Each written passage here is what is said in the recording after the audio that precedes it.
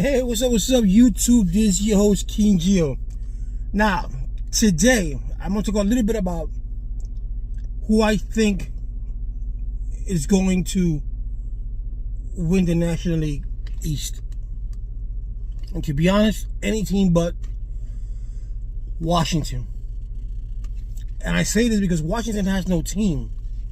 So they're not going to go anywhere. They got no pitching, they got no team. They got no hitters, they got no team. Philly, a lot of people are discounting Philly, but Philly can go a long way because Philly does have a good team. They don't have Harper for now, but they added Trey Turner. For right field is going to be okay. I don't think there's going to be anything wrong with right field. They got they got a great pitching staff. They got Nola. So they do. They got their catcher. They have a good staff. The Philadelphia Phillies do. The Mets. This is why I'm iffy with the Mets. If they're my team, if they didn't really do much as far as hitting, so they have basically the same team as far, but pitching is it's another thing. Some pitchers left and some pitchers came in. Some pitchers are not proven yet. I'm not a big fan of the Mets getting Verlander at that such a price. I'm a 40-year-old. I mean, we got Bartolo Colon, and he pitched good. But the Mets need to amp their game. You can't be up 20 games, and you can't be up 20 games in a season. The whole entire season, to the midpoint, actually, halfway of the season, and then lose. How you lose 20 games? How do you lose a lead of 20 games? And that's that's the if you look at it, we're the only team in Major League Baseball history that has lost such a lead. It's embarrassing. And then to go into the playoff like wild card and not perform good with a team that with two of the best pitchers. And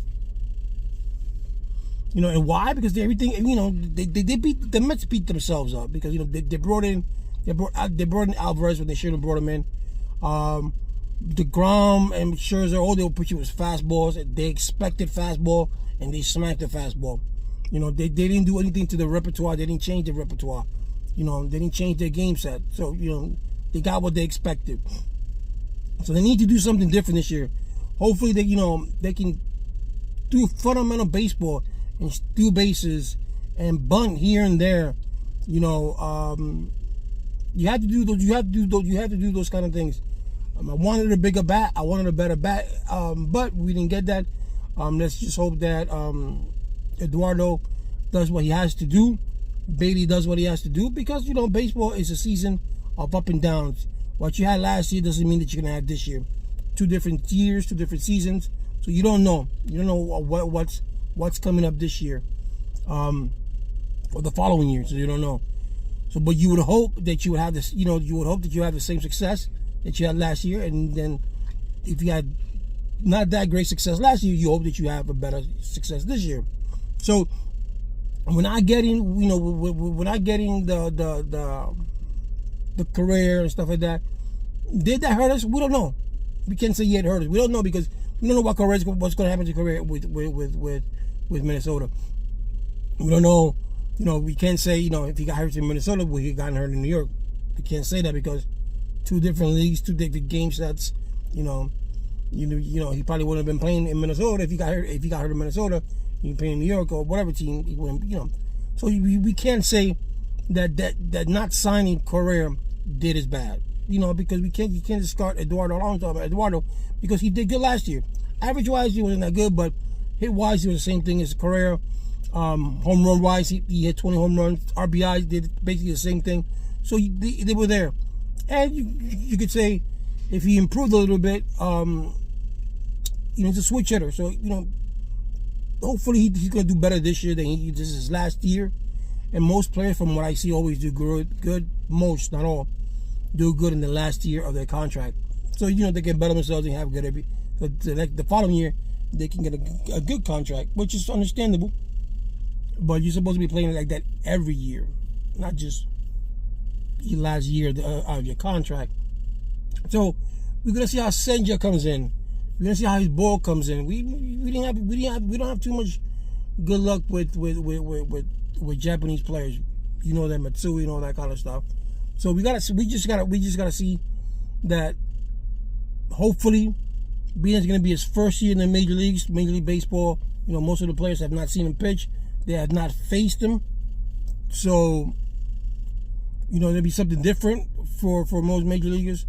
So hopefully we get this year good out of him. And, you know, Peterson and all that kind of stuff. We just hope that Verlander comes out good, Scherzer comes out good. And the additions for the Mets comes out, you know, they do come out good. We also got Carrasco. Hopefully, you know, he's good. And the bullpen.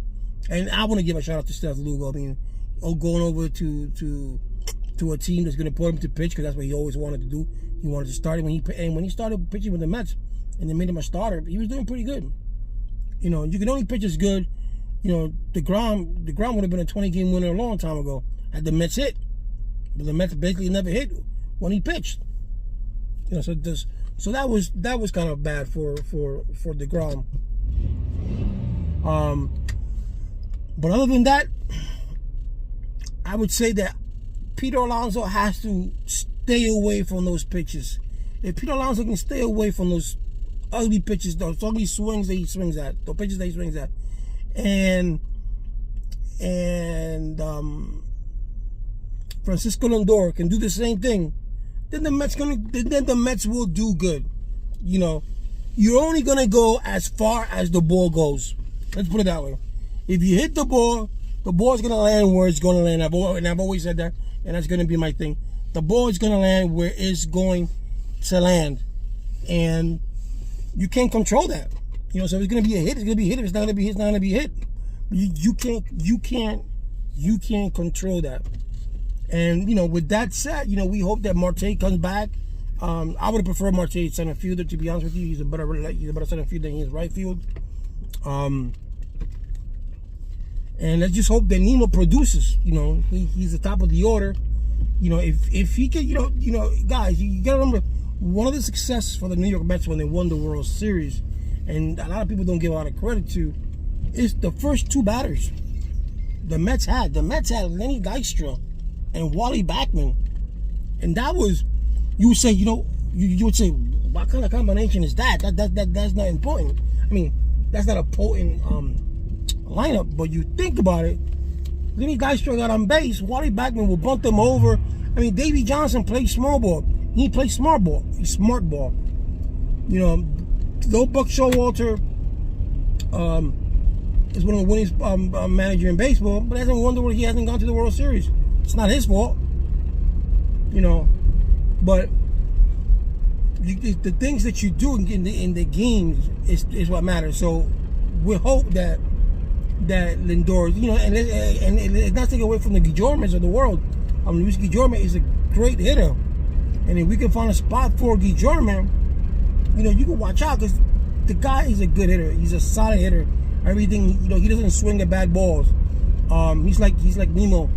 They're good with left-handers. You know, a lot of left-handers not good with it. You know, they're not good with their own side. Even some right-handers are not good with some right-handers. You know, and I can tell you, from playing baseball and being a switch hitter, you do see the ball differently when you're batting from the opposite side. So if the pitcher's righty and you're batting lefty, you do see the ball different, and vice versa. So I know how that goes. That's one of the reasons that I became a switch hitter, was because I wasn't good at hitting right-handers, and then I turned myself around and said, you know what?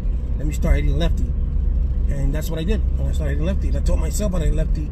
I taught myself how to catch left-handed. I taught myself how to throw left-handed. And I'm a right-hander.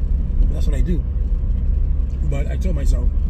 I'm not a great thrower now, left-handed. Now, I never had a great arm anyway, but I had good speed. You know, that's what I like about me. I would challenge anyone to.